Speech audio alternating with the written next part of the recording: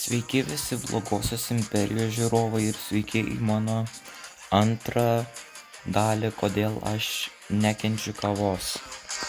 Tai kaip ir sakiau praeitą dalį, kad aš, kai grįžau namo, man mama davė kavos ir kai jos išgėriau, man pastrigo kavos dulkės viduj ir buvo labai blogai. Žiūrėkit, čia aš pradėjau kosėti, labai blogai, pradėjau kosėti labai ir tada važiavau į ligoninę ir tenais gulėjau, tai palaukit nupiešiu, lovoj gulėjau ir labai ilgai užtruko, kol išėmė kavos dulkės man iš gerklės, iš kaklo ir mane tai labai užkniso ir buvo labai negražu.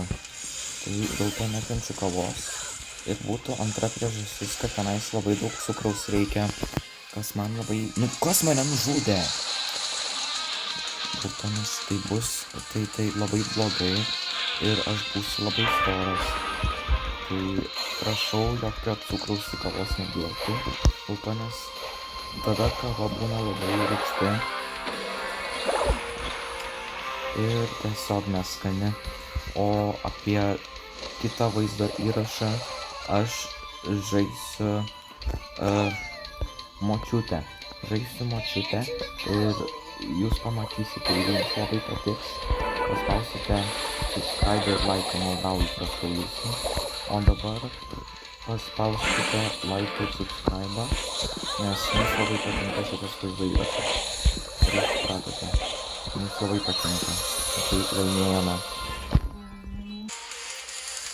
Gerai, ir dar viena priežastis, labai atsiprašau, mano mama ėjo į kambarį išsiurbti, bet trečia priežastis, kodėl man nepatinka kava, tai man sakė mama, kad čia yra gėrimas suaugusiems ir kad jeigu aš jos daugiausiu, aš nenoriu šiandien.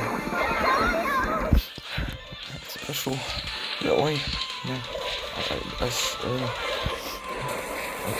aš bijau mirti. Gerai. Tikiuosi, kad jums patiko šitas video įrašas. Paspauskite like ir subscribe. Palaukite.